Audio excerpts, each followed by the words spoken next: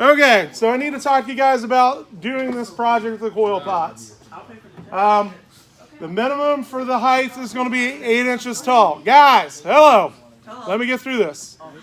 Got 15 minutes, and I already started that. So the minimum is going to be basically 8 inches. I have two examples, this example and this example. One is an A minus and one is a B minus. Which one's which? I bet the A minus is the one on the left. This one or this one? That one on the left. Well, it's on my right. Okay. This one would be, it's closer to the right height. The craftsmanship's better. It's cleaner made. It's made to the point where that all of the coils that are here are actually well put together. All the slipping and scoring is done from the interior like it should be. It is very clean with its design. The only thing they forgot to do, Korea, is they forgot to put their third layer of actually changing up their design. So that they need to have 3 spots where they have the design changed up. Does that make sense? I'm just trying to make it so that you understand what we need to do with this. I can't do that. So this, hey guys, I need for you to pay attention. This isn't as good. This does have 3 changes of design, but it's really sloppy on how it's put together. It is shaped like a heart, which you can do. The basic requirement with this, it needs to be big enough so you can fit your hand down inside to be able to make it so that you can work on the interior, to be able to put it together, to be able to do your slipping and scoring. Can I touch that? Here, you can pass it around. I just need for you to move that way so I can get some clay.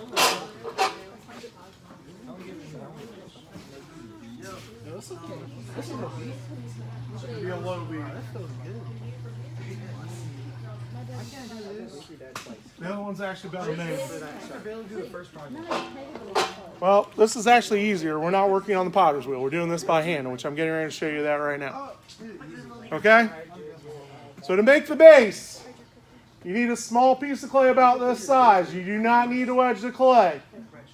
I'm going to take the clay and I'm going to drop it down on the table. I'm going to flip it over and drop it down on the table. I'm going to keep doing this on either side.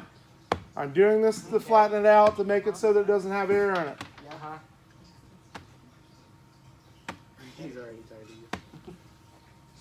Good answer. All right. So I've got it started like this. Right now, is this the right thickness for what we're trying to do when we make stuff in here? No. Yes. Hurry up. So it needs to be the thickness of what?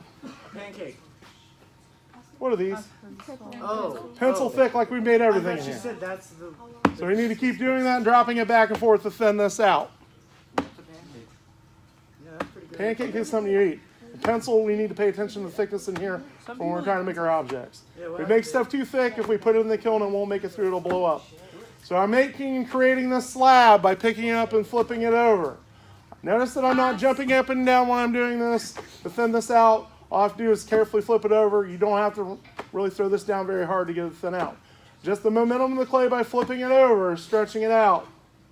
So am I getting close to the thickness it needs to be, Jay? Yes. You're getting closer. Okay, let's see. I'll lay this on the table. No, it's not that close though. I want to put the pencil next to it. Is it right now thin enough? No. Okay, I need to thin it out a little bit more.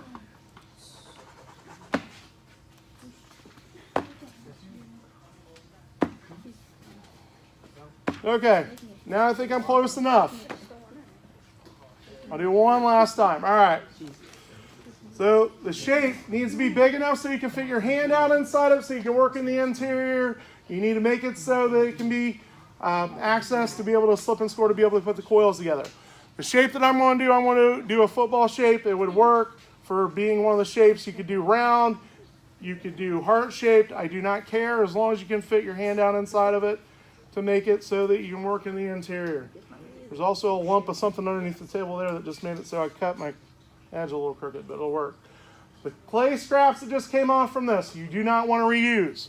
The reason why you don't want to reuse them, by stretching it out on the table, it actually dries it out. So you want to make sure that you use clay to try to roll your coils that are nice and soft so you end up with nice, even coils. If you try to use clay that has already been stretched out, it's going to cause it to crack. All right, I was able to fix up my little spot there that wasn't quite right. I need to take a little bit of slip or water to go on the edges here to round this up to make it so that it's smooth out. I want to do this right now before I try to put anything on here. It's going to be easier to get access to the corners right now before I start to build up the layers. So I'm going to take this, I'm going to work on smoothing this out and make it so that the edges are nice and clean before I try to start to roll out coils. So there's my first layer for my bottom with nice clean edges. So I'm going to set that aside for a second. Now to actually make coils, I'm going to take a little bit of clay and I'm going to roll it in my hands and try to make it about nickel size for diameter. So I'm going to roll it down between my hands here to try to thin it out. I'm trying to use things that you guys would know what it is. I always did that with my thumb when I was Trying to make it so that you guys realize what I'm trying to use. Okay? I'm rolling it from the center out to the edges to thin it out. You really want me to write you up?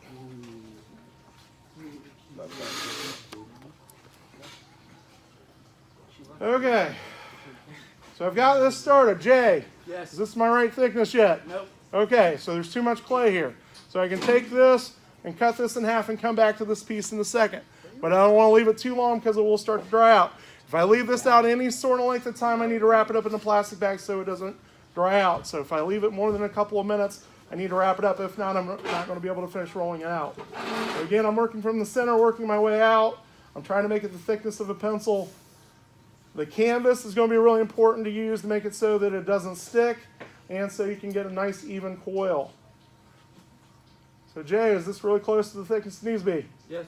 Okay, it's a little bigger in diameter, but we want to leave it just a little bit because when we slip and score, we need a little extra clay to be able to use it to push it together. So I'm going to take this now, I'm going to measure it out on here, figure out where I want to start and stop. I'm going to trim it off using a pencil. So I'm going to take it, cut it off. You can do whatever shape you want to do, like I said multiple times, but you need to make sure that you can reach down inside of it. All right, I'm rolling this forward off the edge a little bit. The reason why I'm doing that, I now need to add slip.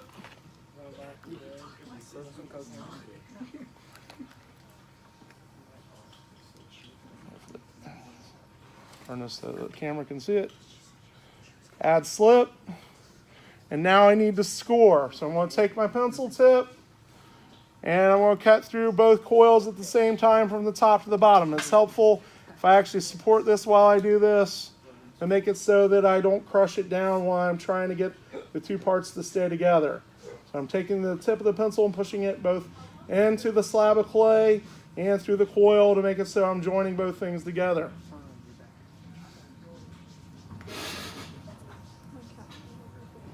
I'm going to do that all the way across.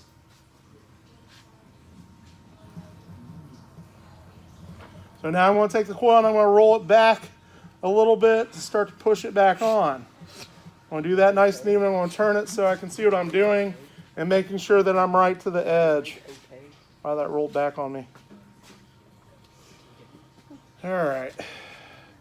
You want to leave this outside edge though nice and clean where you can tell where the two coils are together.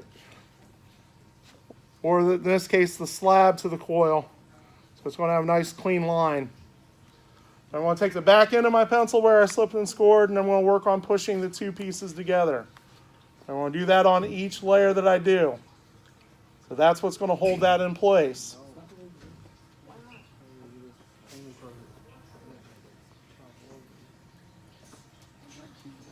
So I'm using the pencil eraser to put it back together, so it's going to hold it like that. So it's going to hold the two coil and the slab together so it's actually together in one piece. Okay, so to put the spiral shapes on there to make those, I'm going to show you those really fast. I'm going to take a little bit of clay.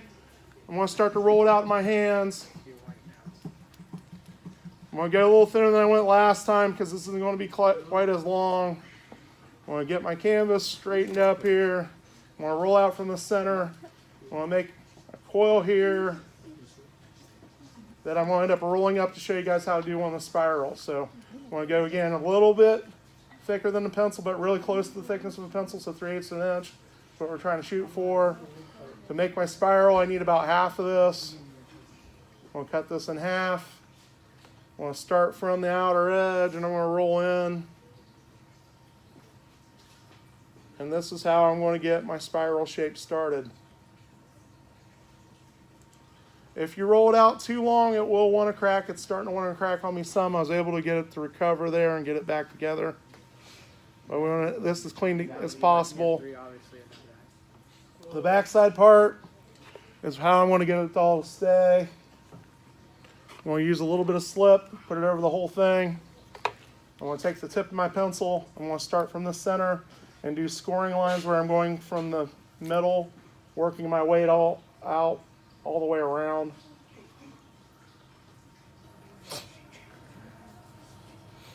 So now I want to take the eraser part and go across it, sealing it all together to make it so that it's all together in one solid piece, like this. But now from the other side, you can still see where the whole coil was put together in the spiral. So then I'd take this, figure out where I want it to go, and I need to slip and score and attach it on. So I'd get my slip again, go on the back half of it, back part of this, put it in place, and then work on scoring it to get it to stay on. And force it down into place. And again, use my eraser tip, go back through, and to pull it back together to start to seal it together so the parts are connected together. All right, so you guys are going to have until May 4th to get this done. You've got 2.5 weeks. You need to make sure that each day you wrap it up in a plastic bag. The overall size and shape, like I said, it needs to be big enough so you can fit your hand inside of here. Every example that I've done up here today is that size so you can get your hand inside of it. The scraps that you have after you're done, take it, pick it up, drop it down on top of all the crumbs that are left there, and take that and throw that back in the machine. And then, again, double check, make sure that you have your project bagged up so it doesn't dry out. If it dries out, you got to start over. So Russell, we're going to be making more than one? You're making one. 8 inches tall. Like I said with it, though, you need to make sure you keep it wet so you don't have to restart. Are we going to do this to it? We are going to glaze. The glazing and stuff we're going to do the last week and a half of the class. Okay. We're going to do this project, and then we'll do a piggy bank project, and that's how we're ending up there. Okay? What's it doing? Into the plastic. That's fun. You say wrap that into a plastic? Yeah, take a plastic bag and wrap it, like put it in it, and then wrap it over it so it doesn't dry out. Okay? All right.